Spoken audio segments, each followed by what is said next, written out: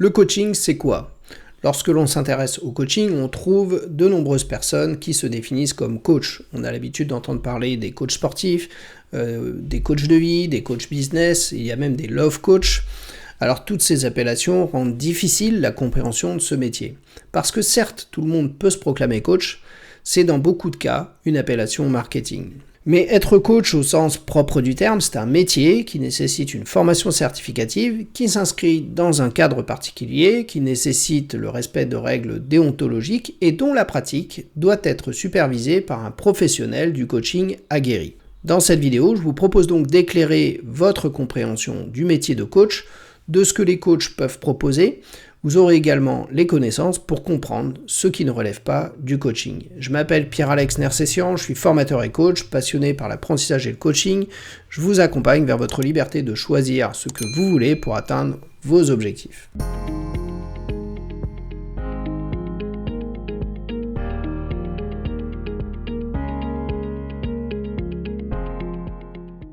Je vais commencer cette vidéo par vous donner une définition officielle. Elle provient d'une des associations de coaching, il en existe 3 principales en France, qui sont l'ICF, l'International Coaching Federation, le MCC France, European Mentoring and Coaching Council, excusez-moi pour l'anglais, et SF Coach, Société Française de Coaching, c'est plus simple pour moi. Quelques mots sur ces associations, elles défendent, structurent et font la promotion du métier de coach professionnel. Elles regroupent près de 90% des coachs accrédités en France, soit à peu près 1600 membres.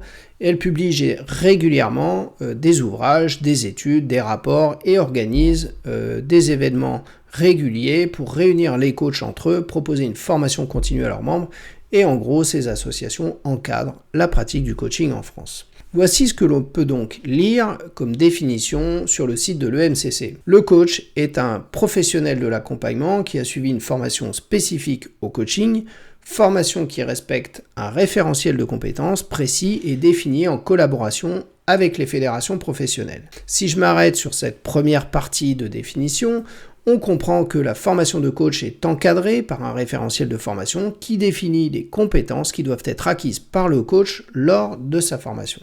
Pour l'ICF, il y en a 8 qui sont faire preuve d'éthique, incarner un état d'esprit coaching, définir et maintient le contrat, installe un climat de confiance et de sécurité, reste en présence, écoute active, suscite des prises de conscience et facilite la croissance du client. Chacune de ces compétences se construit avec du temps, avec de l'entraînement et de l'expérience. Ça permet donc au coach de savoir ce qu'il fait quand il écoute, ce qui se passe entre le client et lui, ce qu'il fait quand il pose une question ou quand il propose une hypothèse. C'est ce qui rend le métier de coach aussi spécifique. Si on poursuit la définition, on trouve les éléments suivants. Le coach respecte le code de déontologie de la fédération professionnelle à laquelle il est rattaché. Son rôle est d'aider le coaché, le client, avec des processus d'accompagnement adaptés à bâtir ses propres solutions. Là, ce qui est important, c'est que le coach ne fait pas ce qu'il veut.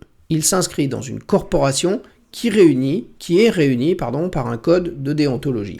Par exemple, il s'engage à respecter un cadre de confidentialité, à respecter son client, c'est-à-dire à ne pas exercer d'influence sur lui. Il a également une obligation de supervision, c'est-à-dire de se faire accompagner pour vérifier que sa pratique soit conforme aux règles du coaching.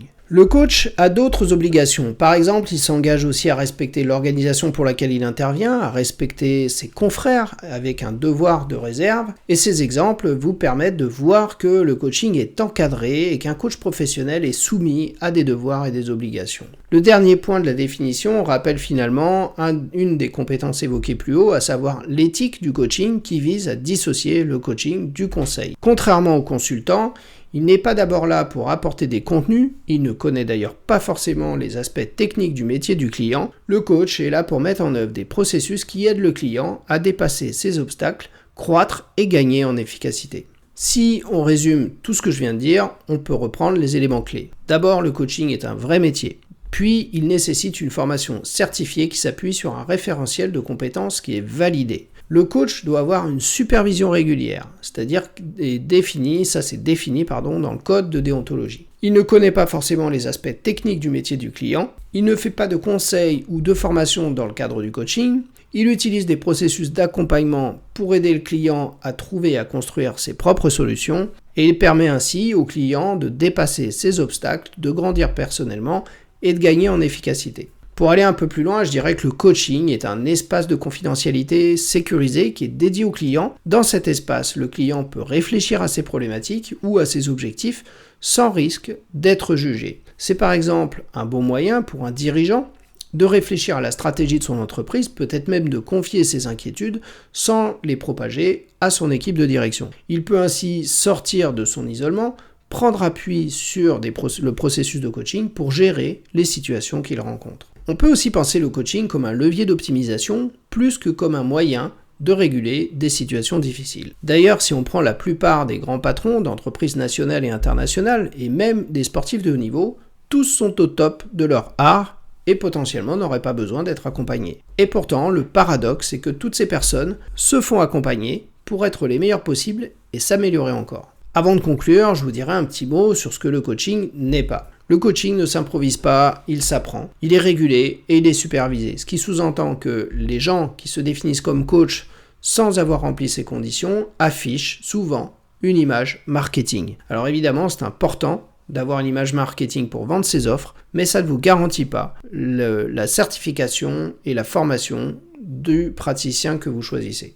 Le coach n'est pas un formateur dans le sens où il ne transmet pas des connaissances à son client. Il accompagne le client à l'aider à avoir des prises de conscience et à faire face aux situations qu'il rencontre en l'aidant à optimiser ses propres ressources. Le coach n'est pas un consultant, c'est-à-dire qu'il ne donne pas des recettes à appliquer à un client en ayant analysé la situation. Il accompagne le client dans la création de ses propres recettes. Il s'agit pour le coach d'accompagner son client justement vers l'autonomie. Le consultant, qui lui dispose de toutes les réponses, expose son client au risque d'être toujours dépendant de son intervention. Vous connaissez sûrement l'adage de « si un homme a faim, au lieu de lui donner du poisson, apprenez-lui à pêcher », c'est exactement cette image qui, selon moi, dissocie le coaching du consultant. Et je finirai en disant que le coaching n'est pas une recette miracle. Et là, je vous entends dire, dommage de finir là-dessus, c'est pas très vendeur. Justement, c'est un point qui est important pour moi, je dissocie une promesse marketing de transformation du type « si vous faites ce que je vous dis, vous obtiendrez tel résultat ». Le coaching offre effectivement une promesse de résultat, mais à quel niveau, quelle intensité, dans quelle direction, c'est illusoire de vendre un résultat exact. Ça dépend de nombreux paramètres comme l'implication du client, comme la relation entre le coach et le client évidemment, les capacités de départ du client, l'objectif visé, l'efficacité du coach aussi, et surtout une rencontre entre les deux. D'ailleurs, le code de déontologie rappelle que le coach a une obligation de moyens pour aider son client à avancer vers le résultat qu'il vise. Il doit faire tout son possible, tout mettre en œuvre pour aller dans la direction du client, quitte à faire intervenir un confrère ou une consoeur si c'est nécessaire. Voilà, j'en arrive à la fin de cette vidéo. Si vous avez apprécié le contenu, je vous invite à me le dire en mettant un like. Ça fait toujours plaisir évidemment, mais ça me permet surtout de mesurer si les contenus que je vous propose répondent à vos besoins. Vous pouvez également poser des questions dans les commentaires ou ajouter des informations, c'est toujours enrichissant pour avoir votre point de vue. Voilà, cette vidéo est maintenant terminée. Vous savez ce qu'est le coaching au sens de la profession défendue par les fédérations officielles. Retenez que le coaching est un métier, qu'il a ses règles et sa déontologie, que ça nécessite une formation certificative pour le pratiquer et qu'il faut une supervision par un coach superviseur pour garantir la pratique du coach.